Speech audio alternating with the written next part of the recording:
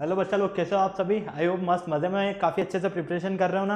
उससे पहले मैं स्वागत करता हूं आप सभी का talking test living no child be and present from Kota to India teaching line में, जहां पर हमारी एक्सपर्ट और बेहतरीन टीम आप सभी को काफ़ी शानदार और ज़बरदस्त प्रिपरेशन करवा रही है।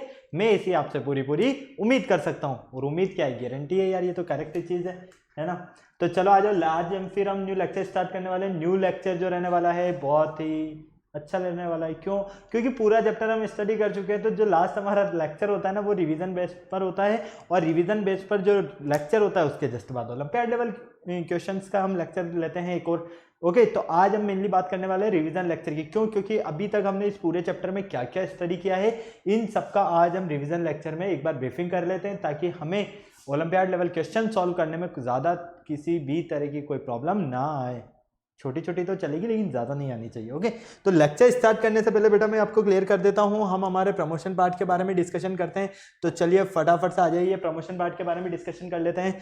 मैं आपको क्लियर कर देता हूं। सबसे पहले तो आप हमारे साथ क्लास 6 to 8 के ओलंपियाड एग्जाम्स की प्रिपरेशन कर सकते हैं। साथ में आप एनटीएस एनएससीजीएस और पीआरएमओ के साथ साथ आप अपने स्कूल्स एग्जाम, मतलब कि क्लास 6 to 10 के जो आपके स्कूल्स एग्जाम्स हैं, उनकी भी आप हमारे साथ कंटिन्यू प्रिपरेशन कर सकते हैं। ये हमारी औसम टीम है, काफ़ी शानदार ज़बरदस्त फाड़ू टीम है, जो आप सभी के लिए काफ़ी मेहनत कर रही है। आई होप आप भी इन फैकल्टीज टीम के साथ काफ़ी अच्छे से प्रिपरेशन करें, क्योंकि ये जो पूरी टीम है ना, ये टीम आपको जो नोट्स कवर करवा रही है, ये नोट्स आपके एग्जाम टाइम पर काफ़ी हेल्पफुल रहने वाले। सो प्लीज़ फटाफट से, अगर अभी तक आपने सब्सक्रिप्शन नहीं लिया है अच्छी प्रिपरेशन के लिए, तो बिना देर किए सब्सक्रिप्शन लीजिए और अपनी प्रिपरेशन को बेटर से बेस्ट बनाइए। ओके, मेनली हम बात कर लेते हैं कनेक्टिविटी की, कि किस तरह से आप हमारे साथ कनेक्ट हो सकते हैं। तो इसका सबसे अच्छा जो ऑप्शन है वो है आपके पास टेलीग्राम का ऑप्शन। अगर अभी तक आपने गूगल प्ले स्टोर से टेलीग्राम इंस्टॉल नहीं किया है, तो फटाफट से इंस्टॉल कीजिए और चैनल को सब्सक्राइब कर दीजिए। क्यों? क्योंकि चैनल को सब्सक्राइब करोगे तो मैं वहां पर आपके लिए लेकर आया हूँ डीपीपीज और स्टडी मटेरियल।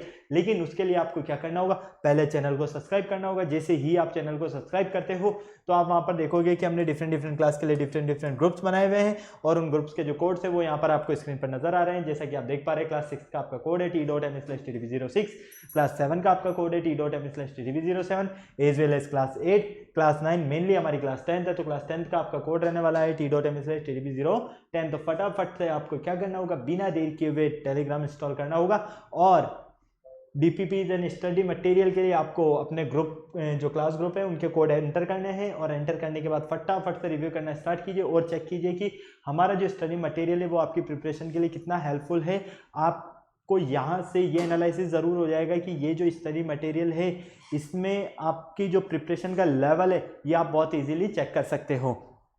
अगर आपको और अच्छे से प्रिपरेशन करना होगा तो क्या करोगे, प्रिपरेशन करने के लिए हमारी वेबसाइट पर विजिट करोगे। हमारी जो वेबसाइट है वो है www.talkingtextbook.in।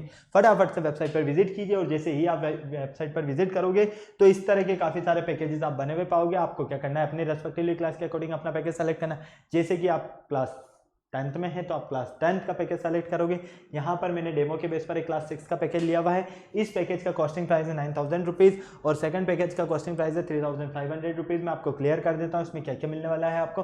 फर्स्ट पैकेज की अगर हम बात करते हैं, तो इसमें आपको comprehensive study material, recorded and live classes, homework submission, by-weekly quiz और पीरियोडिक सैंपल पेपर मिलने वाले। मतलब कि इतनी सारी चीज़ें मिलने वाली है। फटाफट से बाय नाउ पर क्लिक करना होगा और सीधा पहुंच जाएंगे प्राइस डिटेल्स के ऑप्शन पर।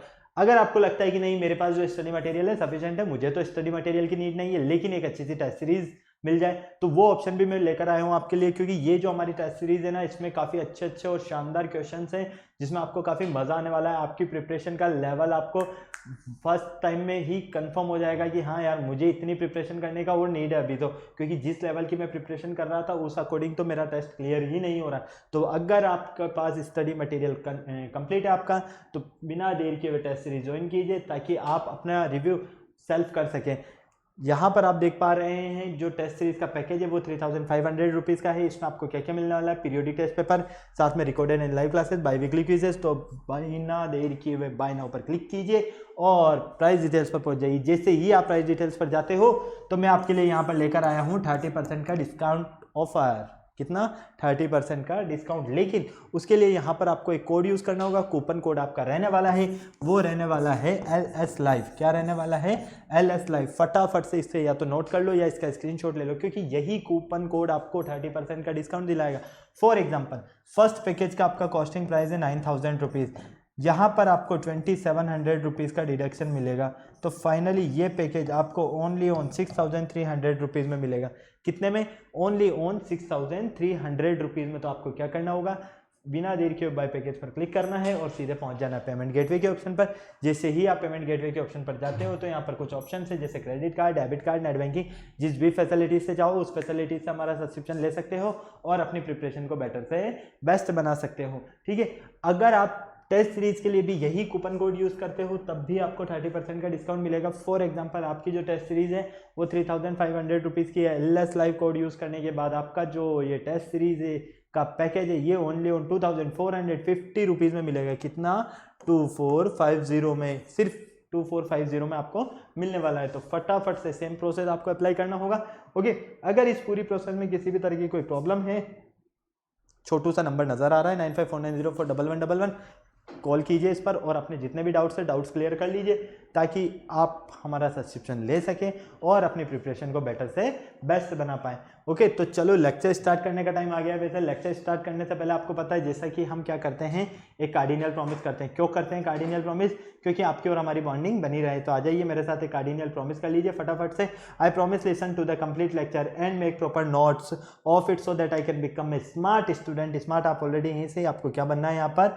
Smart student. और स्मार्ट स्टूडेंट बनने के लिए आपको स्मार्ट स्टडी तो करनी ही होगी, तभी तो आप स्मार्ट स्टूडेंट बनोगे। आ जाइए फटाफट से। तो ये लेक्चर नंबर हमारा 17 नजर आ रहा है आपको। और pair of linear equation in two variables हमारा जो चैप्टर था, इसके रिवीजन के बारे में आज डिस्कशन करने वाले हैं क्योंकि इस चैप्टर में हमने काफ़ी सारी चीज़ों के बारे में डिस्कशन किया है। तो 1 बाय 1 हम देख लेते हैं एक बार, ताकि इससे हमारी ब्रीफिंग भी हो जाएगी और हमारा चैप्टर भी पूरा कंप्लीट हो जाएगा अच्छे से। ओके, सबसे पहले हमने देखो इसमें किसके बारे में डिस्कशन किया था। हमने इसमें डिस्कशन किया था इक्वेशन, क्योंकि चैप्टर का जो नेम था हमारा वो था लीनियर इक्वेशन इन टू वेरिएबल। तो इक्वेशन नेम आया था। इक्वेशन क्या होता है? इक्वेशन के लिए हमने क्या कहा था, अगर हमारे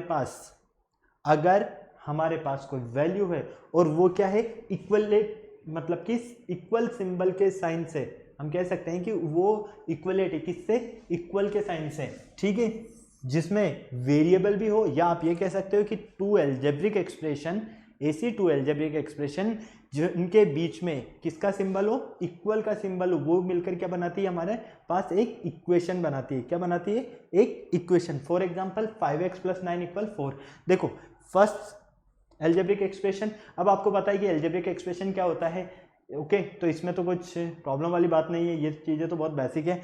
मेनली हमारी इक्वेशन जो है, ये याद रखना कि कोई भी आपके पास टू एल्जेब्रिक एक्सप्रेशन है और वो टू एल्जेब्रिक एक्सप्रेशन इक्वल के साइन से अगर डिनोट की जा रही है, उनके बीच में इक्वल साइन है, तो वो मिलकर एक पूरा इक्वेशन बना रही है। क्या बना रही है? Equation. For example 2x² = 6, 2x³ = 0, क्योंकि यहाँ पर आप देख पा रहे हो कि ये इक्वल के साइन से बॉन्डिंग बना रही है। अगर यहाँ पर इक्वल साइन नहीं होता तो ये ओनली ऑन एल्जेब्रिक एक्सप्रेशन होती, इक्वेशन नहीं होती है। इस इक्वल साइन की वजह से, इस सिंबल की वजह से ही ये क्या है, इक्वेशन है। ओके, यहाँ पर देखो फटाफट से, जैसे आपने एक एग्जांपल ये लिया हुआ है 5x = 17।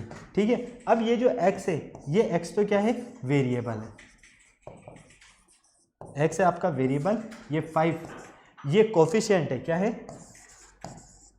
Coefficient of x। ठीक है, और ये 17 कांस्टेंट टर्म है। क्लियर है, कोई प्रॉब्लम नहीं। तो ये 17 भी आपकी टर्म है, ये 5x भी आपकी क्या है, टर्म है, लेकिन इनके बीच में जो ये साइन है, इसकी वजह से इनमें बॉन्डिंग बनी हुई है और यही इक्वल का साइन इक्वेशन बना रहा है इस फॉर्म को। ओके, चलो नेक्स्ट देख लेते हैं हम लीनियर इक्वेशन। अब लीनियर इक्वेशन क्या होती है? ऐसी इक्वेशन जिसमें वेरिएबल की हाईएस्ट पावर कितनी हो, 1 हो, उसे हम क्या बोलते हैं, linear equation. A linear equation is one in which all non constant term have degree 1। जितनी भी आपके पास नॉन कांस्टेंट टर्म है, मतलब कि वेरिएबल्स टर्म है, उन वेरिएबल्स टर्म के हाईएस्ट पावर कितना होना चाहिए, 1 होना चाहिए। ओके, मतलब कि उनका डिग्री अगर आपके पास 1 है तो वो आपकी क्या होगी, लीनियर इक्वेशन। जैसे 2x + 9 = 0। यहाँ पर वेरिएबल क्या है, x है। अब वेरिएबल की हाईएस्ट पावर देख पा रहे हो आप, क्या है यहाँ पर, 1 है। मतलब पावर कुछ नहीं का मतलब हम क्या लेट करते हैं कि इसकी पावर हमारे पास 1 है। तो ये पूरा मिलकर एक क्या बन रहा है हमारे पास, लीनियर इक्वेशन, क्योंकि वेरिएबल की जो हाईएस्ट पावर है वो 1 है।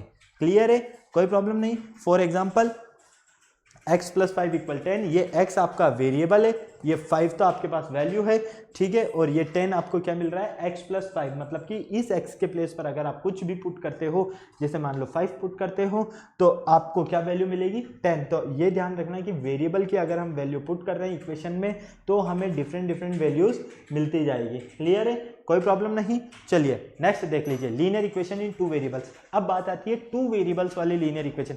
अभी तक तो हमने 1 वेरिएबल के बारे में डिस्कशन किया, नंबर ऑफ वेरिएबल कितने होंगे यहाँ पर, 2 होंगे, लेकिन इसकी जो स्टैंडर्ड फॉर्म होती है, standard form of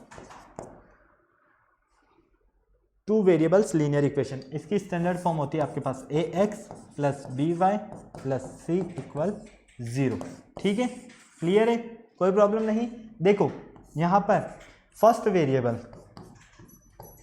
y, second variable c, constant term, यहां पर जो आपका b है ना, ये कोफिशिएंट ऑफ y है, a कोफिशिएंट ऑफ x है। क्लियर है, कोई प्रॉब्लम नहीं इनमें, और c ये क्या है, कांस्टेंट टर्म है। ये ध्यान रखना आप, अगर 2 वेरिएबल्स वाली लीनियर इक्वेशन के बारे में डिस्कशन किया गया है तो नंबर ऑफ वेरिएबल्स उसमें 2 होने ही चाहिए। अगर वो सिंगल वेरिएबल वाली है तो उसे हम 2 वेरिएबल्स लीनियर इक्वेशन नहीं कह सकते, क्योंकि नंबर ऑफ वेरिएबल के ऊपर डिपेंड करता है कि इक्वेशन कौन सी है। क्लियर है, चलिए फटाक से इसे नोट कर लीजिए। ये तो आपको पता है कि ABC तो यहाँ पर क्या है, कांस्टेंट टर्म है, जिसे हम x का कोफिशिएंट a को बोलते हैं, कोफिशिएंट ऑफ y b को बोलते हैं, c हमारे पास कांस्टेंट टर्म है, और नंबर ऑफ वेरिएबल्स यहाँ पर 2 है, x एंड y। नेक्स्ट आता है हमारे पास pair of linear equation in 2 variables. अब पेयर ऑफ लीनियर इक्वेशन, अभी तक आपके पास लीनियर इक्वेशन 2 वेरिएबल्स वाली थी ना, अब आ गया इनका पेयर। तो देखो फर्स्ट इक्वेशन आपने स्टैंडर्ड फॉर्म क्या लिया अभी, ax + by + c = 0। ठीक है, अब हमें पेयर बनाना है, जैसा कि मैंने आपको लेक्चर में एक एग्जांपल दिया था शू का। जब आप शूज़ लेने या स्लीपर्स लेने जाते हैं तो क्या करते हैं आप, सिंगल लेकर आते हैं क्या, कभी भी नहीं लेकर आते हैं, हमेशा उसका पेयर लेकर आते हैं। मतलब कि कुछ चीज़ें हमारे पास ऐसी होती है कि जिनका पेयर में होना ही सही होता है। ओके, तो देखो यहाँ पर आपके पास फर्स्ट इक्वेशन ये रही। अगर सेकंड इक्वेशन में एज इट इज़ लिख देता हूँ, ax + by + c = 0, तो यहाँ पर आप ध्यान से देख रहे हो इन दोनों में कुछ भी डिफरेंस नहीं नजर आ रहा है ना, आ रहा है क्या, नहीं आ रहा है। तो इनमें डिफरेंस के लिए ही हम क्या करेंगे, यहाँ पर a1x b1y और c1, a2x b2y और c2। अब देखो ये इक्वेशन 1 हो गई हमारी और ये इक्वेशन 2 हो गई। ओके, ये है हमारी पेयर ऑफ लीनियर इक्वेशन, लेकिन यहाँ पर कंडीशन रहने वाली है कि a ≠ 0 होना चाहिए।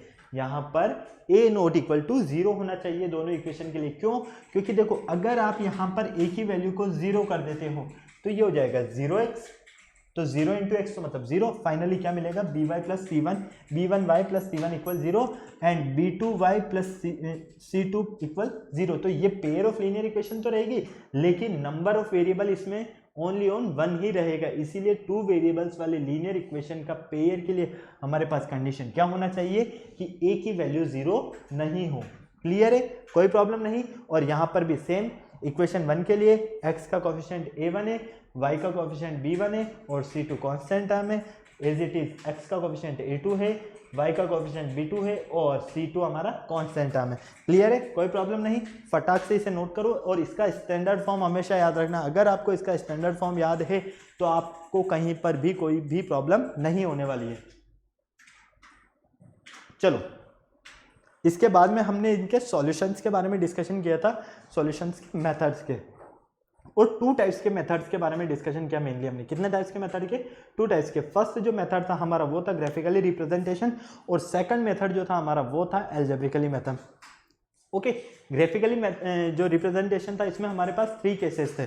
3 केसेस कौन कौन से थे, देखो फर्स्ट, अगर हमारे पास कोई पेयर ऑफ लीनियर इक्वेशन है,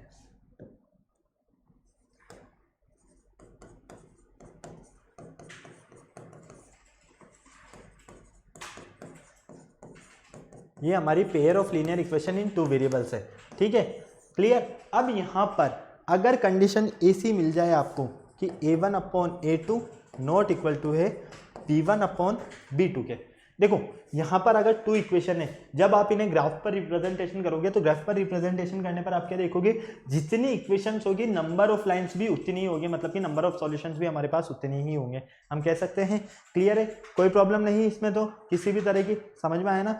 जितनी आपके पास पेयर ऑफ लीनियर इक्वेशंस होगी उतने ही उनके सॉल्यूशंस होंगे, मतलब कि उतनी ही उनकी लाइंस होगी। यहाँ पर टू इक्वेशंस है तो नंबर ऑफ लाइंस कितनी होगी हमारे पास, 2 होगी। क्लियर है। अब ऐसी कंडीशन जब हमें मिले a1 upon a2 not equal to b1 upon b2 के, मतलब 3x plus 4y plus 9 equal 0 and 4x plus 3y plus 2 equal, या 9 ले लीजिए, इक्वल 0। अब देखो a1 a2 b1 b2, तो क्या यहाँ पर 3 अपॉन 4 इक्वल है 4 अपॉन 3 के, क्या ये एक दूसरे के इक्वल है, नहीं है, मतलब कि क्या है ये नॉट इक्वल टू है। तो जब भी आपके पास a1 upon a2 not equal to मिले b1 अपॉन b2 के, तो ग्राफ पर जब आप उन्हें रिप्रेजेंट करोगे इनके सॉल्यूशंस को, तो आपको जो वो लाइंस मिलेगी वो लाइंस एक दूसरे को इंटरसेक्ट करती हुई मिलेगी। कैसी मिलेगी, इंटरसेक्ट करती हुई मिलेगी, इसीलिए हम क्या बोलेंगे इन्हें, इंटरसेक्टिंग लाइंस। क्या बोलेंगे, इंटरसेक्टिंग लाइंस। जिस पॉइंट पर ये इंटरसेक्ट कर रही है यहाँ पर, वो पॉइंट है आपका P, और इस P पॉइंट के जो कोऑर्डिनेट्स है एक तरह से वो क्या है आपके पास एक्स वाई है। ओके, ये तो आप जब सॉल्व करोगे तब आपको बहुत इजीली समझ में आ जाएगा। ये जो आप पिंक वाली लाइन देख रहे हो ये है a1x plus b1y plus c1 equal 0 equation की, और ये जो ब्लू वाली लाइन देख रहे हो आप ये है आपकी, सॉरी ये ब्लू वाली तो है आपकी a1x plus b1y plus c equal constant sorry इसकी इक्वेशन 2 की, ठीक है, और ये वाली है इक्वेशन 1 की, और ये वाली है इक्वेशन 2 की, पिंक वाली। क्लियर है, कोई प्रॉब्लम नहीं। तो हमेशा याद रखना जब भी आपके पास a1 अपॉन a2 की value not equal to b1 upon b2 के, तो आपको जो ग्राफ पर लाइंस मिलेगी वो हमेशा एक दूसरे के इंटरसेक्टिंग लाइंस मिलेगी, वो लाइंस हमेशा एक दूसरे को क्या करेगी, इंटरसेक्ट करेगी। क्लियर है, कोई प्रॉब्लम नहीं। चले आगे, चलो अब केस सेकंड के बारे में डिस्कशन करते हैं। केस सेकंड में भी same a1x plus b1y plus c1 equal 0, a2x plus b2y plus c2 equal 0, ठीक है, क्लियर है। अब यहां पर फॉर एग्जांपल इस तरह से ले लीजिए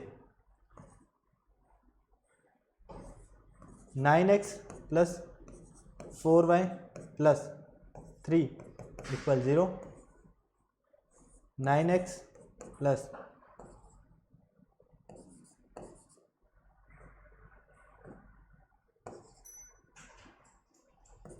4y प्लस 4 इक्वल 0। यहाँ पर आपके पास पेयर ऑफ लीनियर इक्वेशन है, ठीक है। तो जब भी पेयर ऑफ लीनियर इक्वेशन हो और उसमें a1 अपॉन a2 की वैल्यू इक्वल हो किसके, b1 अपॉन b2 के, लेकिन not equal to c1 upon c2 के, तो इस तरह का ग्राफ जो मिलेगा आपको वो कैसा मिलेगा, हमेशा पैरेलल लाइंस वाला ग्राफ मिलेगा। किस तरह का ग्राफ मिलेगा, हमेशा पैरेलल लाइंस वाला ग्राफ मिलेगा। क्यों, क्योंकि देखो यहाँ पर आप देख रहे हो नंबर ऑफ इक्वेशन 2 है, तो नंबर ऑफ सॉल्यूशंस भी आपके कितने रहेंगे, 2 रहेंगे लाइंस के। एक तरह से सॉल्यूशंस तो बहुत सारे रहेंगे, लेकिन नंबर ऑफ लाइंस जो रहेगी वो कितनी रहेगी, 2 रहेगी। क्लियर है। अब यहाँ पर अगर a1 अपॉन a2 और b1 अपॉन b2 की वैल्यू इक्वल है, लेकिन c1 अपॉन c2 के नॉट इक्वल है, तो ये जो लाइंस मिलेगी हमेशा कैसी मिलेगी आपको, पैरेलल लाइंस मिलेगी, पैरेलल लाइंस, ठीक है। और नंबर ऑफ सॉल्यूशंस जो रहेंगे वो नो सॉल्यूशंस, मतलब कि एक भी सॉल्यूशन नहीं रहेगा। क्यों, क्योंकि देखो जब तक ये दोनों लाइन एक दूसरे को इंटरसेक्ट नहीं करेगी तब तक ये इनके सॉल्यूशंस आपको कैसे मिल जाएंगे, ठीक है। अब मान लो ये 2 लाइंस है, ये एक दूसरे के पैरेलल चल रही है। कैसी चल रही है, एक दूसरे के इस तरह से पैरेलल। अब यहां से आप इन्हें चाहे 100 किलोमीटर बढ़ा दीजिए आगे, is it is same distance पर, इस तरह से है, ठीक है। यूं कंटिन्यू आगे बढ़ती जा रही है मान लो दोनों तरफ, तो क्या ये एक दूसरे को इंटरसेक्ट करेगी, कभी नहीं करेगी। पैरेलल का मतलब होता है कि जो उनके बीच में जो डिस्टेंस है वो कैसा रहता है, इक्वल रहता है। अगर वो डिस्टेंस ही इक्वल है तो गारंटी है कि वो कभी एक दूसरे को इंटरसेक्ट करेगी ही नहीं। तो जब वो इंटरसेक्ट नहीं करेगी तो उनके सॉल्यूशंस तो मिलना पॉसिबल ही नहीं है। तो याद रखना आप पैरेलल लाइंस के लिए जो कंडीशन रहने वाली है वो रहने वाली है a1 upon a2 equal b1 upon b2, लेकिन not equal to c1 upon c2, जहां पर दोनों लाइंस एक दूसरे को कभी भी इंटरसेक्ट नहीं करेगी, और अगर वो लाइन एक दूसरे को इंटरसेक्ट नहीं करेगी तो उनके सॉल्यूशंस हमें कैसे मिलेंगे? नो सॉल्यूशंस, कोई भी सॉल्यूशन नहीं। चलो केस थर्ड देख लेते हैं अब। a1/a2, पहले इक्वेशन लिख लेते हैं, a1x plus b1y plus c1 = 0, a2x plus b2y plus c2 = 0, a1/a2 equal b1/b2 equal c1/c2। अगर आपके पास ऐसी कंडीशन मिल जाती है, अगर आपके पास ऐसी कंडीशन मिल जाती है जिसमें a1/a2 अपॉन b1/b2 और c1/c2 तीनों की ही वैल्यू आपस में इक्वल हो, कैसी हो? आपस में अगर इनकी वैल्यू इक्वल हो तो हमेशा ध्यान रखना ये लाइंस कोइंसिडेंट लाइंस होगी। कैसी होगी? ये लाइंस कोइंसिडेंट लाइंस होगी, और इनके जो सॉल्यूशंस मिलेंगे वो हमें कैसे मिलेंगे? Infinitely many solutions. Coincident line मतलब कि दोनों लाइंस, दोनों इक्वेशंस को जब आप सॉल्व करोगे तो इनकी जो लाइंस मिलेगी वो एक दूसरे के ऊपर ओवरलैप करती हुई मिलेगी। किस तरह की? ओवरलैप करती हुई। और जब ये दोनों लाइंस एक दूसरे के ऊपर ओवरलैप करेगी तो श्योर है कि इनके जो सॉल्यूशंस होंगे वो इनफाइनाइटली मेनी सॉल्यूशंस होंगे, क्योंकि देखो ये यहाँ पर भी इंटरसेक्ट कर रही है, ये यहाँ पर भी इंटरसेक्ट कर रही है, यहाँ पर भी, मतलब कि हर एक प्लेस पर ये क्या कर रही है? एक दूसरे को इंटरसेक्ट कर रही है। तो जितनी बड़ी ये लाइंस होगी उतने सॉल्यूशंस होंगे। तो हम क्या कह सकते हैं? इनके जो सॉल्यूशंस हमें मिलने वाले हैं वो इनफाइनाइटली मेनी सॉल्यूशंस मिलेंगे। क्लियर है? कोई प्रॉब्लम नहीं। चलो अब देखते हैं हम कंसिस्टेंट और इनकंसिस्टेंट क्या होता है। सबसे पहले बात करते हैं कंसिस्टेंट की। A system of simultaneously linear equation is said to be consistent if it has least one solution. मतलब कि ऐसा सिस्टम जिसमें कम से कम हमें वन सॉल्यूशन मिले वो क्या होगा? हमारा कंसिस्टेंट सिस्टम। क्या होगा? Consistent system. ओके। और inconsistent system, a system of simultaneously linear equation is said to be inconsistent if it is no solution. जिसमें हमें एक भी सॉल्यूशन ना मिले वो तो होगा हमारा इनकंसिस्टेंट सिस्टम, और जिसमें हमें कम से कम एक सॉल्यूशन मिले वो होगा हमारा कंसिस्टेंट सिस्टम। तो कंसिस्टेंट सिस्टम का जो कह सकते हैं हम बेस है वो क्या है हमारे पास? कंसिस्टेंट। देखो फटाफट से ध्यान दो, कंसिस्टेंट। कंसिस्टेंट का मतलब कि कम से कम एक सॉल्यूशन हो। एक तो इंटरसेक्टिंग लाइन में आपको कम से कम एक सॉल्यूशन मिलेगा। सेकंड, कोइंसिडेंट लाइंस में जो थर्ड केस था उसमें भी आपको कम से कम एक सॉल्यूशन तो मिलेगा, क्योंकि उसमें इनफाइनाइटली मेनी सॉल्यूशंस है। तो यहाँ पर क्वेश्चन में जो हमारा कंसिस्टेंट जो सिस्टम है इसकी डेफिनेशन में बोला गया है कि कम से कम हमें एक सॉल्यूशन मिले। तो एक सॉल्यूशन हमें किस किस में मिल रहा है? इंटरसेक्टिंग लाइंस में और कोइंसिडेंट लाइन दोनों में। ठीक है। और इनकंसिस्टेंट का जो एग्जांपल है वो है आपके पास पैरेलल लाइंस का। क्लियर है? क्योंकि ये दोनों एक दूसरे को अगर इंटरसेक्ट ही नहीं करेगी तो हमें सॉल्यूशन कहां से मिलेगा? जैसे कि आप यहां पर देख पा रहे हो, यहां पर 3 टाइप्स के आपको ग्राफ मिल रहे हैं। फर्स्ट में आपको मिल रहा है पैरेलल लाइंस वाला। ठीक है। तो पैरेलल लाइंस वाला तो हो गया ये आपका इनकंसिस्टेंट का। ओके। ये इंडिपेंडेंट और डिपेंडेंट। इंडिपेंडेंट मतलब हो गया कि एक दूसरे पर डिपेंड, मतलब कि एक दूसरे को ये इंटरसेक्ट कर रही है। जिस पॉइंट पर ये इंटरसेक्ट कर रही है वो इनका क्या है? सॉल्यूशन है। तो यहाँ पर कम से कम आपको एक सॉल्यूशन तो मिल रहा है, इसीलिए बोला गया है कि ये क्या है? One solution. और यहाँ पर ये दोनों लाइंस एक दूसरे के ऊपर ओवरलैप कर रही है। क्या कर रही है? ओवरलैप कर रही है इस तरह से। जब ये दोनों लाइन एक दूसरे के ऊपर ओवरलैप करेगी तो इसमें इनफाइनाइटली मेनी सॉल्यूशंस रहने वाले हैं। मतलब कि इसके सॉल्यूशन जो रहने वाले हैं बहुत सारे रहने वाले हैं। इसलिए याद रखना कंसिस्टेंट सिस्टम के जो आपके एग्जांपल्स है वो क्या है? इंटरसेक्टिंग लाइन और कोइंसिडेंट लाइंस। जबकि इनकंसिस्टेंट सिस्टम का जो आपका एग्जांपल है वो है पैरेलल लाइंस। ओके। कोई प्रॉब्लम नहीं। फटाफट से इसे नोट करना है तो नोट कर लो, स्क्रीनशॉट लेना है तो स्क्रीनशॉट ले लो, ताकि हम चलते हैं आगे। आ जाओ अब बात कर लेते हैं graphical representation of linear equation. Linear equation का ग्राफिकल रिप्रेजेंटेशन किस तरह से होता है? ठीक है। अब देखो यहां पर ग्राफिकल रिप्रेजेंटेशन के लिए सबसे पहले आपको पेयर ऑफ लीनियर इक्वेशन पता होना चाहिए। a1x plus b1y plus c1 = 0, a2x plus b2y plus c2 = 0। ये 1 हो गई हमारी और ये 2 हो गई हमारी। क्लियर है? अब इन दोनों इक्वेशंस को जब आप सॉल्व करोगे तो गारंटी है कि आपको इन 3 केसेस में से ही कोई 1 केस मिलने वाला है। क्यों? क्योंकि देखो दोनों इक्वेशन को सॉल्व करोगे तो या तो वो दोनों इक्वेशन एक दूसरे को इंटरसेक्ट करेगी, ग्राफ पर रिप्रेजेंट करोगे तब, ठीक है। या फिर वो दोनों लाइन्स एक दूसरे के पैरेलल होगी, या फिर वो दोनों लाइन्स जो इक्वेशन से मिलने वाली है वो एक दूसरे को ओवरलैप करती हुई जाएगी। ओके, क्लियर है, कोई प्रॉब्लम नहीं। इसलिए याद रखना, ग्राफिकल रिप्रेजेंटेशन अगर आप किसी लीनियर इक्वेशन का कर रहे हो, टू वेरिएबल्स वाली ये भी ध्यान रखना, और पेयर ऑफ लीनियर इक्वेशन, ठीक है। तो उनका जो आपको ग्राफ मिलने वाला है वो किस तरह का मिलेगा, या तो पैरेलल लाइंस के फॉर्म में मिलेगा, या इंटरसेक्टिंग लाइंस के फॉर्म में मिलेगा, या कोइंसिडेंट लाइन के फॉर्म में मिलेगा। क्लियर है, चलिए यहां पर देख लेते हैं इसकी कुछ थ्योरी कॉन्सेप्ट हमारे पास है।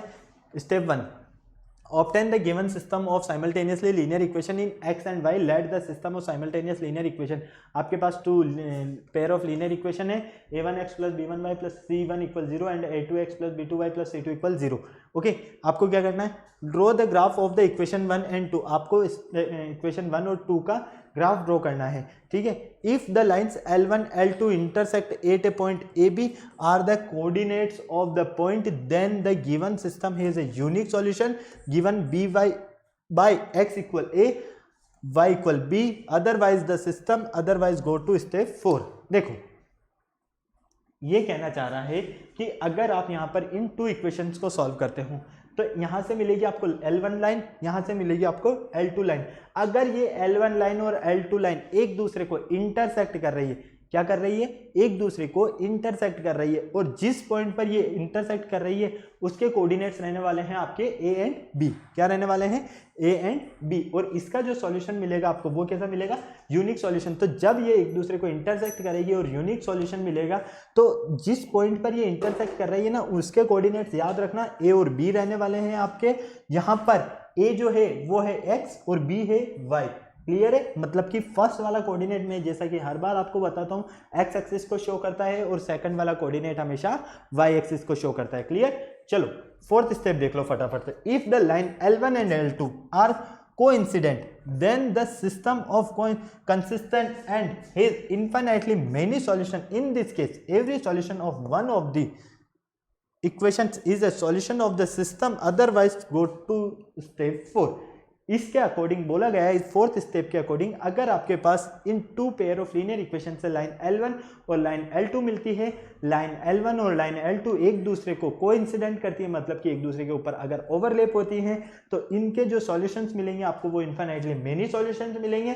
तो इसके जो पॉइंट्स होंगे, कोऑर्डिनेट्स होंगे, वो हर एक पॉइंट के लिए डिफरेंट डिफरेंट कोऑर्डिनेट्स मिलने वाले हैं आपको। क्योंकि देखो, एक लाइन अगर ये है, अगर इसी के ऊपर दूसरी लाइन को मैं ओवरलैप करता हूं, इसी के ऊपर अगर मैं दूसरी लाइन को ओवरलैप करता हूं, एक लाइन तो ये हो गई, अब मान लो इस तरह से मैं इसे ओवरलैप करता हूं, तो आप क्या देख रहे हो यहां पर कि हर एक सॉल्यूशन, मतलब कि हर एक पॉइंट के लिए हमारे डिफरेंट डिफरेंट सॉल्यूशन है इस तरह से। क्लियर है, इसीलिए बोला गया है कि अगर लाइन L1 और L2 एक दूसरे को यहां पर कोइंसिडेंट हो, एक दूसरे के ऊपर या एक दूसरे को ओवरलैप करती हो, तो हमेशा याद रखना पेयर ऑफ लीनियर इक्वेशन के जो सॉल्यूशंस मिलने वाले आपको इनफाइनाइटली मेनी सॉल्यूशंस मिलेंगे। क्लियर, चलो स्टेप 5 देख लेते हैं। If the lines L1 and L2 parallel, then the given system of equation is inconsistent, it has no solutions. अगर लाइन L1 और L2 pair of linear equation से line L1 और L2 को जब आप सॉल्व करते हो और ग्राफ पर रिप्रेजेंट करते हो, तो ग्राफ पर रिप्रेजेंट करने पर आप देखते हो कि ये दोनों लाइन्स एक दूसरे के पैरेलल है। अगर ये दोनों लाइन्स एक दूसरे के पैरेलल हैं तो इनके बीच में कोई सॉल्यूशन आपको नहीं मिलने वाला है, ये आपका इनकंसिस्टेंट सिस्टम रहने वाला है। क्योंकि जब तक लाइन एक दूसरे को इंटरसेक्ट करेगी नहीं, तब तक आपको सॉल्यूशन कहां से मिलेगा। क्लियर है, कोई प्रॉब्लम नहीं। स्क्रीनशॉट लेना है तो स्क्रीनशॉट ले लो, नोट करना है तो नोट कर लो फटाफट से, ताकि चलते हैं हम आगे।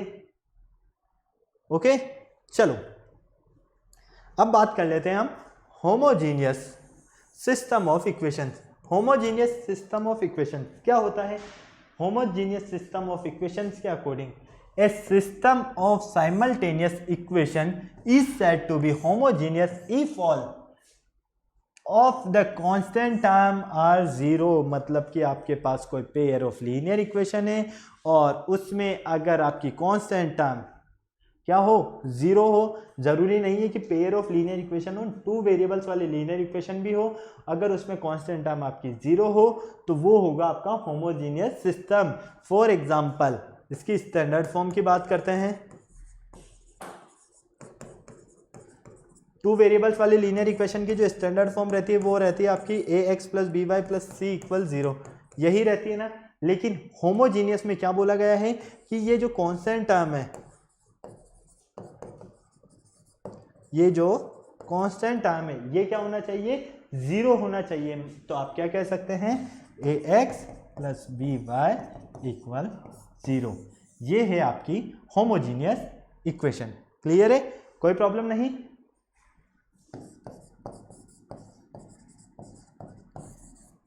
क्लियर। अगर पेयर ऑफ लीनियर इक्वेशन के लिए देखा जाए तो इसके लिए भी बात वही है, a1x plus b1y plus c1 equal 0, a2x plus b2y plus c2 equal 0। यहाँ पर कांस्टेंट टर्म क्या होना चाहिए, 0। तो a1x plus b1y equal 0, a2x plus b2y equal 0। लेकिन इन दोनों में कंडीशन याद रखना, दोनों के लिए है a नॉट इक्वल टू होना चाहिए यहाँ पर 0 के। a की वैल्यू कभी भी 0 के इक्वल नहीं होनी चाहिए। क्यों? क्योंकि अगर a की वैल्यू 0 के इक्वल है तो आपको नजर आ रहा है क्या होने वाला है, यहाँ पर कांस्टेंट टर्म ऑलरेडी 0 हो गया। अगर ये भी 0 हो गया तो ये तो सिर्फ क्या बन जाएगी, वन वेरिएबल्स वाली लीनियर इक्वेशन बनेगी ओनली ऑन। क्लियर है, कोई प्रॉब्लम नहीं। चले आगे। अब देखो मजा आने वाला है। एल्जेब्रिक मेथड, सबसे पहले तो हमने ग्राफिकल मेथड के बारे में डिस्कशन किया। जो पेयर ऑफ लीनियर इक्वेशन या लीनियर इक्वेशन इन टू वेरिएबल्स है हमारे पास, उनको सॉल्व करने के लिए मेनली हमारे पास 2 टाइप्स के मेथड्स होते हैं। फर्स्ट जो मेथड होता है पेयर ऑफ लीनियर इक्वेशन को सॉल्व करने का, वो होता है ग्राफिकल रिप्रेजेंटेशन। और सेकंड जो मेथड होता है वो होता है एल्जेब्रिक मेथड। ठीक है, ग्राफिकल रिप्रेजेंटेशन को हम स्टडी कर चुके हैं, जिसमें 3 केसेस के बारे में मैंने आपको बताया है। यहाँ पर एल्जेब्रिकल मेथड की बात करते हैं तो इसमें मेनली 3 टाइप्स के मेथड्स हैं। फर्स्ट है सब्स्टिट्यूशन मेथड, सेकंड है हमारे पास एलिमिनेशन मेथड, और थर्ड है हमारे पास क्रॉस मल्टीप्लिकेशन मेथड। ओके, अब सब्स्टिट्यूशन मेथड 1 बाय 1 हम बात कर लेते हैं।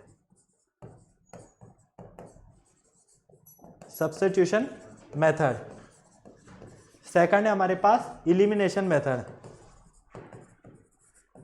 ओके, और थर्ड है हमारे पास क्रॉस मल्टीप्लिकेशन मेथड। कौन सा है? Cross multiplication method. देखो अब ध्यान से अगर आप देख रहे हो इन तीनों ही मेथड को, सब्स्टिट्यूशन नेम से ही समझ में आ रहा है। सब्स्टिट्यूशन मतलब क्या होता है, सब्स्टिट्यूट करना। ठीक है, आपके पास एक तरह से नॉर्मल सा एग्जांपल मैं आपको डेली लाइफ का देना चाहूँ तो मेडिसिन के बारे में तो सबको नॉलेज होता है।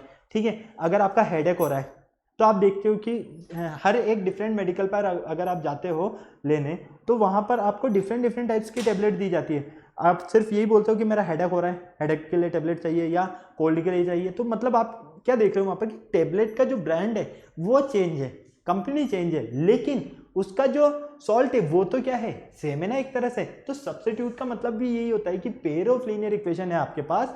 यहां पर मान लीजिए a1x plus b1y plus c1 equal 0 and a2x plus b2y plus c2 equal 0, equation 1 and equation 2।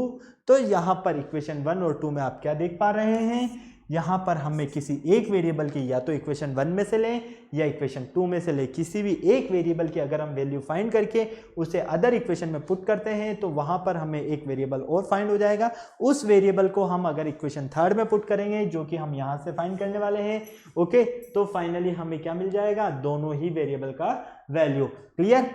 Elimination method, elimination मतलब कि इलिमिनेट करना, छोड़ देना। क्रिकेट मैच देखते हो ना, लास्ट टाइम पे नहीं देखा कि बहुत सी बार कि कोई प्लेयर होता है उसे एलिमिनेट कर देते हैं। क्यों करते हैं?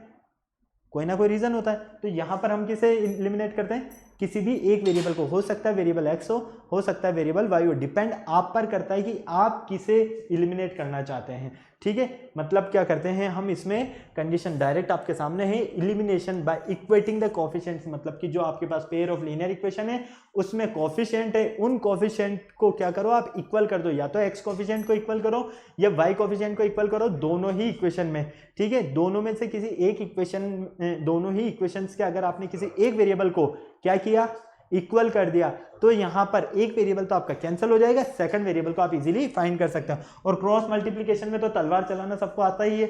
ओके, तो ये है आपका क्रॉस मल्टीप्लिकेशन मेथड। चलो हम वन बाय वन हम इन्हें देख लेते हैं। सबसे पहले हम बात करते हैं यहाँ पर method of elimination by substitution. Substitution method की अगर हम बात करते हैं उसके लिए हमें एल्गोरिथम के ये स्टेप्स फॉलो करना होगा, बहुत जरूरी है। देखो, राइट द गिवन इक्वेशन, आपको यहाँ पर इक्वेशन गिवन है a1x plus b1y plus c1 equal 0 and a2x plus b2y plus c2 equal 0। Equation 1 और इक्वेशन 2 दोनों ही आपके पास। स्टेप 2, आपको क्या करना है, choose one of the two equation. In two equations में आपको कोई भी एक वेरिएबल चूज करना है। Express y in term of x and x in term of y, मतलब कि या तो आप x की वैल्यू फाइंड करो या y की वैल्यू फाइंड करो। Express one variable in term of the other. Clear है? आपने दोनों इक्वेशन है आपके पास। सबसे पहले इन दोनों इक्वेशंस में से किसी भी एक वेरिएबल को लो। एक इक्वेशन में से या तो x को ले लो या y को ले लो, डिपेंड आप पर करता है। Clear? Substitution this value of y obtain, मतलब कि जैसे आपने इक्वेशन 1 से अगर y की वैल्यू फाइंड किया है तो y की वैल्यू को आप कहां पुट करोगे, इक्वेशन 2 में, y के प्लेस पर। जब आप y के प्लेस पर इक्वेशन 2 में पुट करते हो तो आप क्या देखते हो, यहां से आपको x की वैल्यू फाइंड हो जाएगी और इस x की वैल्यू को वापस उठाकर अगर आप कोई भी इक्वेशन में पुट कर देते हो तो आपको y की वैल्यू भी फाइंड हो जाएगी। क्लियर है? ये है हमारा सब्स्टिट्यूशन मेथड, बहुत ईजी कॉन्सेप्ट का। तो फटाफट से इसका स्क्रीनशॉट लेना है तो स्क्रीनशॉट ले लो, नोट करना है तो नोट कर लो। चलो सेकंड देख लेते हैं हम।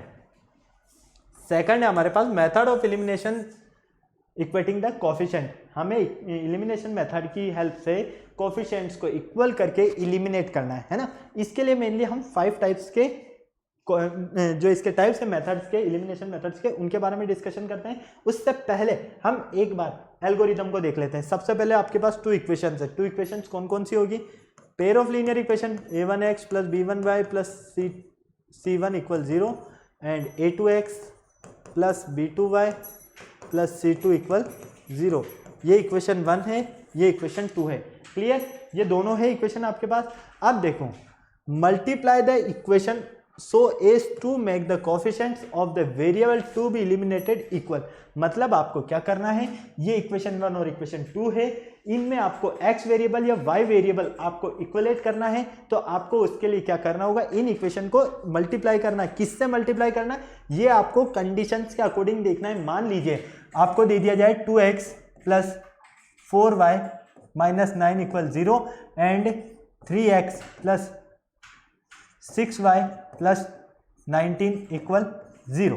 क्लियर? आपको इस तरह से दे दी जाए। अब देखो, इन दोनों ही इक्वेशन में आप क्या देख रहे हो कि अगर हम इक्वेशन 1 को मल्टीप्लाई कर देते हैं 3 से तो यहाँ पर 6x हो जाएगा, और इक्वेशन 2 को मल्टीप्लाई कर देते हैं 2 से तो यहाँ 6x हो जाएगा। तो हम क्या कर सकते हैं, इस 6x से इस 6x को कैंसिल कर सकते हैं, मतलब कि हमें y वेरिएबल फाइंड हो सकता है यहाँ पर। क्लियर है ना? तो यही आपको करना है कि जो आपको pair of linear equation given है उसमें कोफिशिएंट्स को इक्वल करना है। फाइनली आपको क्या करना है, कोफिशिएंट्स को इक्वल करना है। अगर आपको कोफिशिएंट्स को इक्वल करना आ गया तो एलिमिनेट करने में किसी तरह की कोई भी प्रॉब्लम नहीं रहने वाली, और एलिमिनेट करने में प्रॉब्लम नहीं होगी तो आपको वेरिएबल्स की वैल्यू तो इजीली फाइंड हो जाएगी। ओके, क्लियर है? तो मल्टीप्लाई करने के बाद आपको क्या करना है, एड और subtract the equation obtained in step 2 ascending as the term having the same coefficient of opposite or the same sign। मतलब कि आपको इन इक्वेशंस को ऐड करना है या सब्ट्रैक्ट करना है, ये आपकी कंडीशंस के ऊपर देखना है, क्योंकि एलिमिनेट करने के लिए दोनों में से कुछ तो करना ही होगा, या तो ऐड करना होगा या सब्ट्रैक्ट करना होगा। तो ये डिसाइड आपको करना है कि आपकी कंडीशंस के अकॉर्डिंग क्या बोला जा रहा है। क्लियर है? ओके, कोई प्रॉब्लम नहीं। बाकी तो इजी है, अगर एक वेरिएबल की वैल्यू फाइंड करना सीख गए तो दूसरे की तो बहुत इजीली फाइंड कर सकते हो। ये कॉन्सेप्ट तो वैसे हम क्लियर कर ही चुके हैं पूरा। आ जाओ नेक्स्ट देखते हैं। अब हम method of elimination by equating the coefficients, इसके टाइप्स के बारे में डिस्कशन कर लेते हैं। फर्स्ट जो टाइप था हमारे पास वो था solving simultaneously linear equation in 2 variables. 2 variables वाली जो लीनियर इक्वेशन है हम उन्हें कैसे सॉल्व कर सकते हैं। और 2 वेरिएबल्स वाली लीनियर इक्वेशन कौन सी होगी, पेयर ऑफ लीनियर इक्वेशन नहीं होगा वो तो a1x plus b1y plus c1 equal 0 and a2x plus b2y plus c2 equal 0। Clear?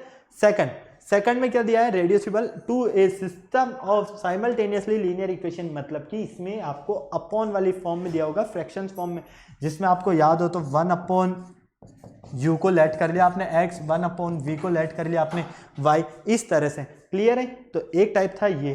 Third type है हमारे पास नॉर्मल लीनियर इक्वेशन सॉल्व करने का। फोर्थ है हमारे पास अगर इक्वेशंस इन फॉर्म में हो ax plus B Y equal C and B X plus A Y equal D, अगर इक्वेशंस इन फॉर्म में हो तो हम किस तरह से सॉल्व करेंगे। हमें पता है ना इस फॉर्म में अगर हमें इक्वेशंस मिलती थी तो हमें क्या करना होता था, एक बार तो इन दोनों इक्वेशंस को हम ऐड कर लेते थे और एक बार दोनों इक्वेशन को सब्ट्रैक्ट कर लेते थे, तो वहां से हमें जो 2 न्यू इक्वेशंस मिलती थी उन इक्वेशंस की हेल्प से हम या तो एक वेरिएबल की वैल्यू फाइंड कर लेते थे। क्लियर है, ये तो आपको बहुत इजी तरह से आता है। और फिफ्थ जो टाइप है इसका वो है इक्वेशंस ऑफ द फॉर्म, अगर आपके पास pair of linear equation a1x plus b1y c1 equal 0, a2x plus b2y plus c2 equal 0, a3x plus b3y plus c3 equal 0 हो तो आप किस तरह से सॉल्व करोगे। इसमें आप किसी भी एक वेरिएबल की वैल्यू को फाइंड करने के लिए थर्ड इक्वेशन में से किसी वैल्यू को, उस वैल्यू को या तो 1 में पुट कर लेते थे या 2 में पुट कर देते थे ताकि आपको एक वेरिएबल की वैल्यू क्लियर हो जाए। उस वेरिएबल की वैल्यू क्लियर होने के बाद तो आपको मजा आ जाता था, क्योंकि एक वैल्यू फाइंड होने के बाद तो बहुत ईजी कॉन्सेप्ट बन जाता है पूरा, है ना। क्लियर है, तो फटाफट इसे नोट कर लो, जल्दी से चलते हैं आगे। आ जाओ, अब बात कर लेते हैं हम cross multiplication method. Cross multiplication method में क्या किया हमने, सबसे पहले पेयर ऑफ लीनियर इक्वेशन लिया इस तरह से, ठीक है। उसके बाद तो मैंने आपको अच्छा खासा कॉन्सेप्ट बता दिया था, आपको x y और 1 लेना है और किस फॉर्म में चलना है, बी सी ए बी की फॉर्म में, बी सी ए बी की फॉर्म में। आपको पता है ऊपर 1 1 आ रहा है तो नीचे श्योर है 2 2 आएगा। देखो बी सी ए बी ऊपर है, बी सी ए बी नीचे है, ऊपर 1 1 चल रहा है, नीचे 2 2 चल रहा है। क्लियर है, कोई प्रॉब्लम नहीं। अब यहाँ पर आपको x की वैल्यू फाइंड करने के लिए क्या करना होगा, x upon b1 into c2 minus b2 into c1, मतलब कि इन दोनों का मल्टीप्लीकेशन करके सेपरेट करना है इन दोनों के मल्टीप्लीकेशन को, एज इट इज। इन दोनों का मल्टीप्लीकेशन सेपरेट करना है इनका मल्टीप्लीकेशन सेपरेट करना है इसका। क्लियर है, जैसा कि आप यहां पर देख पा रहे हो, x equal b1 upon b1 c2 minus b2 c1, y upon a2 c1 minus a1 c2, 1 upon a1 b2 minus a2 b1। Clear है। और अगर आपको यहां से x एंड y की वैल्यू फाइंड करना है तो एक बार इस x को इस कांस्टेंट टर्म के इक्वल कर दो और y की वैल्यू फाइंड करने के लिए इस y को कांस्टेंट टर्म के इक्वल कर दो। जैसे ही आप इक्वल करते हो, देखो मैं बता देता हूं कैसे इक्वल करते हैं हम। जैसे कि x की वैल्यू फाइंड कर रहे हैं तो b1 c2 minus b2 c1 है हमारे पास, इक्वल कांस्टेंट टर्म क्या है, 1 upon a1 b2 minus a2 b1, यही है। अब देखो यहां से क्रॉस मल्टीप्लाई करो, तो क्रॉस मल्टीप्लाई करना तो आपको आता है, x into a1 b2 minus a2 b1 upon b1 c2 minus b2 c1। Clear. अब देखो यहां पर ये अपॉन में रहेगा क्या, नहीं रहेगा, ये कहां जाएगा, ये जाएगा यहां पर, क्रॉस मल्टीप्लाई 1 से मल्टीप्लाई हो जाएगा तो b1 c2 minus b2 c1। अब देखो x की वैल्यू फाइंड करने के लिए b1 c2 minus b2 c1 upon, ये जो है x के मल्टीप्लाई में ये आ जाएगा अपॉन में a1 b2 minus a2 b1, और ये हो गई आपको x की वैल्यू फाइंड। इसी तरह से आपको y की वैल्यू फाइंड करने के लिए क्या करना होगा, y की वैल्यू फाइंड करने के लिए आपको इस पूरे को इक्वल करना होगा इसके, तो आपको y की वैल्यू फाइंड हो जाएगी। क्लियर है, कोई प्रॉब्लम नहीं। चलो नेक्स्ट आता है हमारे पास एप्लीकेशन टू वर्ड्स। ठीक है, वर्ड्स वाली एप्लीकेशन, मतलब कि किस तरह से हमने वर्ड्स प्रॉब्लम को सॉल्व किया है। तो मेनली वर्ड्स प्रॉब्लम में हमने 6 टाइप्स के प्रॉब्लम्स को डिस्कस किया था। First, application to problems based on article and their cost. Second, application to problem based on numbers. Application to problem based on fractions. Application to number based on ages. Application to problems based on speed, time and distance, and application to problem based on miscellaneous problem। इन सारी types की problems के बारे में हमने discussion किया था, और इन सारे टाइप्स में आपको तो काफ़ी अच्छे से पता है कि एल्गोरिथम की जो कुछ स्टेप्स थी हमने उसको फॉलो किया था। देखो फर्स्ट में हमें कोई आर्टिकल दे दिया गया था और उसकी कॉस्ट दे दी गई थी, तो हमने क्या किया, सबसे पहले आर्टिकल और उसके आर्टिकल जो था उसको हमने लेट कर लिया वेरिएबल के इक्वल, है ना। क्लियर है। सेकंड में हमें नंबर्स के बेस पर प्रॉब्लम्स गिवन थी। थर्ड में हमें फ्रैक्शंस फॉर्म से रिलेटेड प्रॉब्लम, फिर हमें एज से रिलेटेड, फादर की एज इतना है, सन की एज इतना है, आफ्टर बिफोर वाले केस जो कंडीशंस थी वो अप्लाई कर दी और हमें सॉल्व करने के लिए बोल दिया। फिर हमने टाइम, डिस्टेंस एंड स्पीड के बारे में डिस्कशन किया, और last and final miscellaneous problems के बारे में डिस्कशन किया। तो इतनी सारी वर्ड्स प्रॉब्लम के बारे में डिस्कशन करने के बाद तो मुझे नहीं लगता कि आप pair of linear equation in 2 variables की कोई भी वर्ड्स प्रॉब्लम छोड़ सकते हैं, बहुत इजीली सॉल्व कर सकते हैं।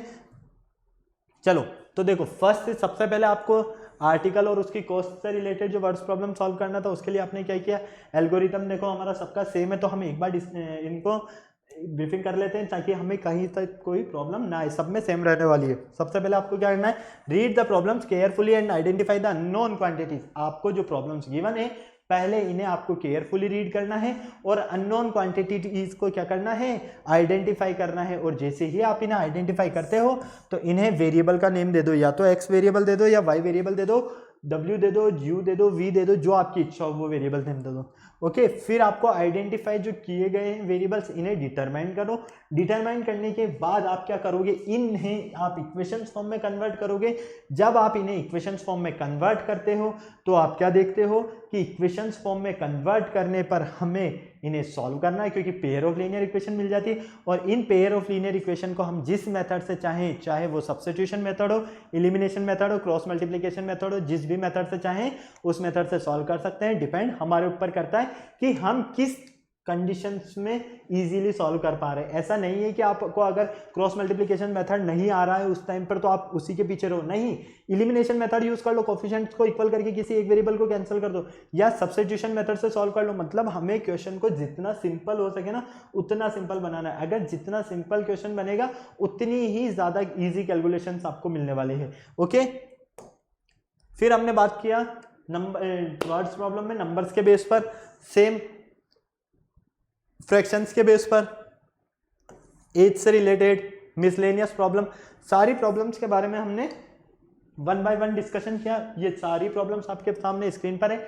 एल्गोरिदम प्रोसेस सबका सेम था, सब में आपको यही बोला गया था कि सबसे पहले क्वेश्चन को केयरफुली रीड कर लो, ओके, और अननोन क्वांटिटीज को आइडेंटिफाई करो। आइडेंटिफाई कर लिया, फिर वेरिएबल्स को डिटरमाइन कर दो। वेरिएबल्स को डिटरमाइन कर दिया तो उन्हें इक्वेशंस फॉर्म में कन्वर्ट करो। इक्वेशंस जो आपको मिलेगी उन्हें सॉल्व करने के लिए आप जिस भी मेथड से चाहें उस मेथड से फॉर्मुलेट करके सॉल्व कर सकते हैं। क्लियर है? तो इतनी सारी चीजों के बारे में हमने इस पूरे चैप्टर में डिस्कशन किया था, जो हमने एक बार ब्रीफिंग कर लिया ताकि हमें ओलंपियाड लेवल क्वेश्चन सॉल्व करने में किसी तरह की कोई प्रॉब्लम ना आए।